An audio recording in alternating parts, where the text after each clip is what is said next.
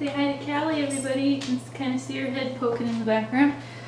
So, I was too lazy to bring up my tripod, so I've currently got my camera balancing on boxes. This will have to do for now. I finally have some time alone and some free time that I can sit down and do a discussion video, which is long overdue. I think the last time I did a discussion video with Ajax, it was from 2 to 4 months of age. And a lot has happened in the last 6 months. 8 months. Anyway, where do I even begin? So I think I mentioned in the last puppy parent video thing that he was just now entering adolescence. I would say he's still an adolescent at a year old, but it's not as, I don't know. It's bad, but it's not as bad. So essentially, from the time he hit about 5 to 6 months, he was a full-blown teenager. This guy, I'm sure you could see in all the update videos I did that he chewed a hole in the wall, he's destroyed a couple of TV remotes, he destroyed one of my mother's flip-flops, what else? Basically, yeah, and he like rips up rocks out of the yard and like tears holes in the lawn and grabs onto plants and rips them apart. So we're still working on that. He's getting better, but we're still working on it. But yeah, essentially, it's probably a good thing I didn't do a video during that time because I would have been really angry and ranting a lot. So I guess just, what's the words I'm looking for here? Basically, it is not a fun time. At least it was not for me. I know adolescence can go really differently depending on what dog you have. I know Ajax could have been a lot worse. So just keep in mind, if you're thinking about getting a dog, that this phase from about 5 months to a year old is when most people put their dog up for adoption. Which is sad. But all of a sudden this dog just isn't listening to a word you say. They're grabbing everything they're not supposed to. I mean, it's chaotic. So I can't blame people for getting frustrated, but you should never give up on your dog like that. Like, you know what I did? I went and saw a trainer. I had it in my head. When I first got Ajax, before I got Ajax, I was like, I'm going to train him so well, I'm not going to need a professional trainer. Guess what? I needed a professional trainer. So it's okay to go get help. It's okay. It helped a lot. So yeah, essentially those few months, I literally thought I was going to lose my mind. So if you currently have an adolescent puppy right now and you feel like you're going absolutely crazy, don't worry, it's normal and it will end eventually. Just keep trying. Just keep the training going, insist, be consistent, and you can do it. I promise. I seriously thought I was doing something wrong. Like the way Ajax was behaving, I was just like, am I training him wrong? Am I secretly teaching him things that I don't realize? Like, am I failing as a puppy parent? No. Every puppy does this. The degree of severity is different depending on the personality of your dog. But I always thought like he was this horrible, horrible teenager. But I've gone online and read things and I'm like, okay, it could be a lot worse. But it could have been better. I've heard of people that their puppy just cruised right on through and I'm extremely jealous. But other than that, I mean, we're working through it. Sorry for all the dog noise. They're trying to find a comfortable position. I just got back from taking Ajax for a walk, so he's very tired. Oh, I said the W word. But yeah, speaking of walks, sorry. Speaking of that, I am making progress with training him how to be gentle.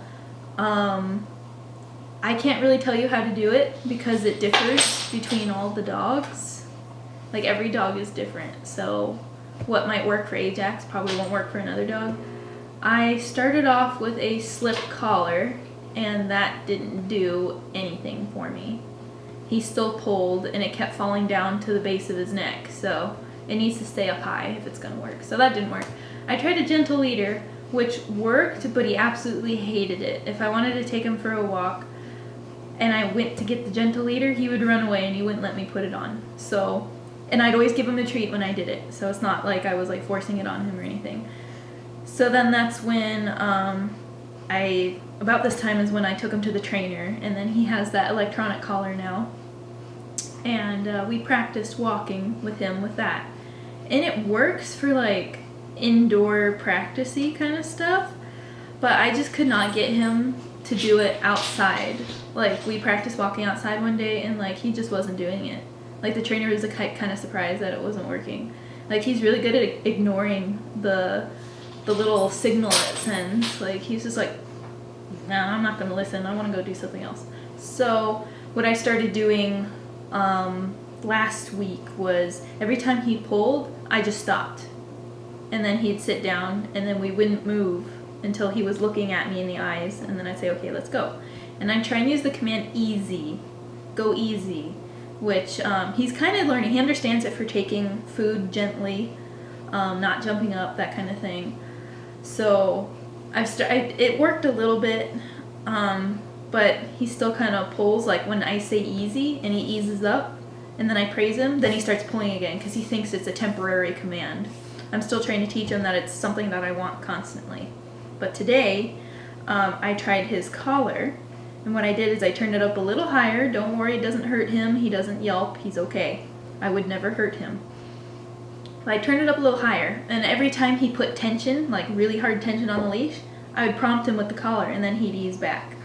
And by the end of the walk, I didn't have to use it anymore, because every time he put tension on the leash, he would remember that he would get a prompt, and then he would pull back all by himself without me having to do it.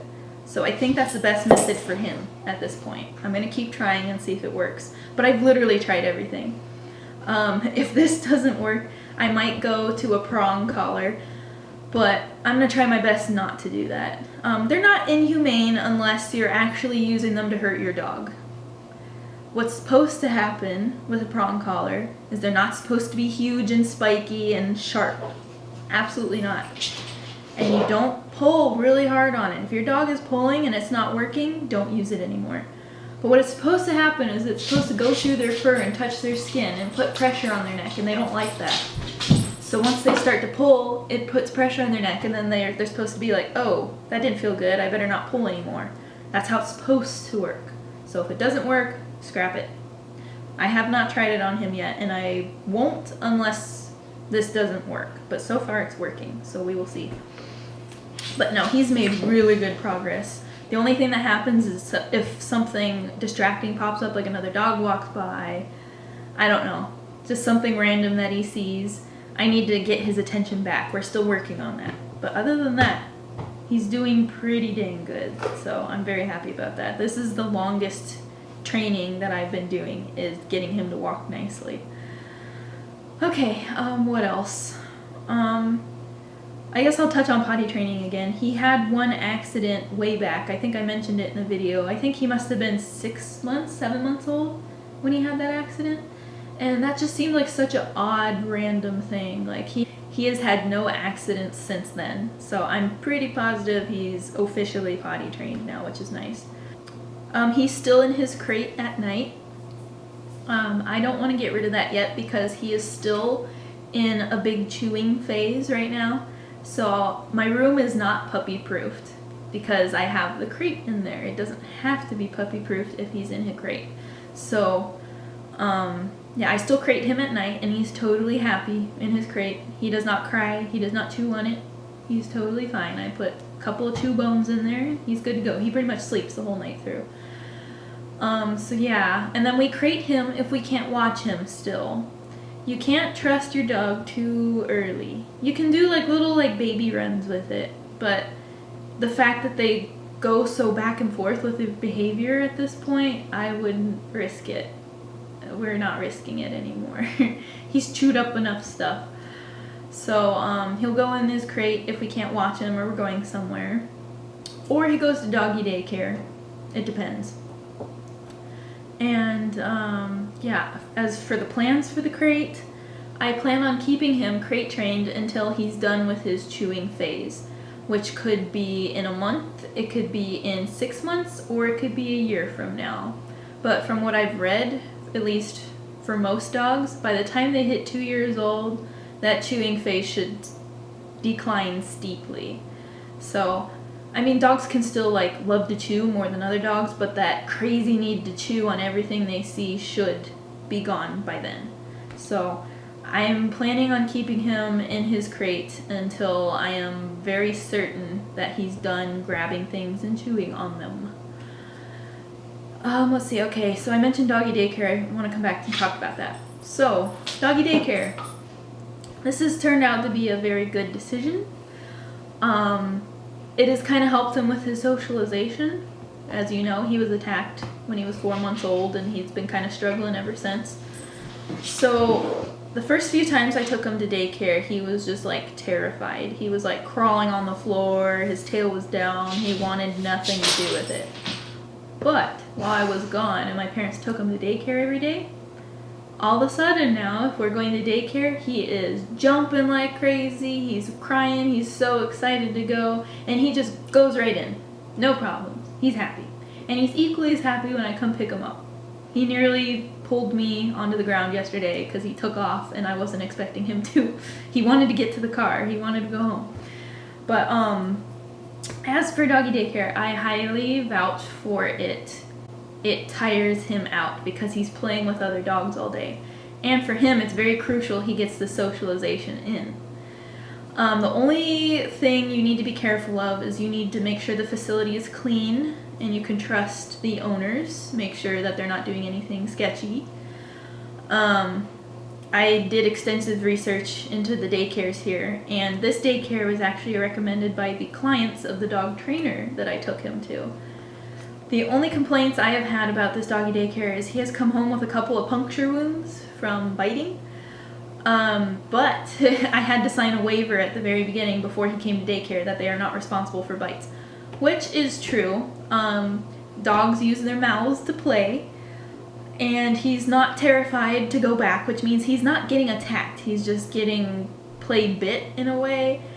And I don't see what happens. He could be running and another dog has their mouth open and they just coincidentally collide. That could be it. But so far, the punctures aren't that bad. They aren't bleeding or anything. So I'm just waiting to see if they heal up. But other than that, no, I'm very happy to keep taking him to daycare. He just loves it. So that's been a very good decision. So in terms of food, I'm just following the recommendations on his bag, and I'm going to keep him on puppy food. I think they say for larger breeds to keep them on puppy food till they're like a year and a half old. I think that sounds about right. So yeah, and I'll ask the vet. I'm going to have to take him in for his annual checkup in the next month or two. So when I do that, I will ask her about it. And then for neutering, I have not had him neutered yet. It can basically happen at any time now. If I feel like he needs to get it done sooner than later, then I will. Otherwise, I'm going to try and make it to 18 months, which is a year and a half old, just to make sure that all of his growth plates are closed, which is his bones. I want to make sure that his bones are all developed. The only problem, I'm not going to get too far into this because there's totally different opinions on this, and not one is right, but studies have shown for large breed dogs, if you neuter them at 6 months, they're more prone to joint problems and bone problems, like hip dysplasia and stuff. So I'm trying to give him the best shot at a healthy body, essentially.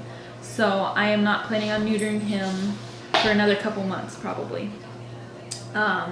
It's hard to say if his behavior right now is because he's a teenager or if he's not neutered. He's not aggressive at all. He marks, but he doesn't do it in the house.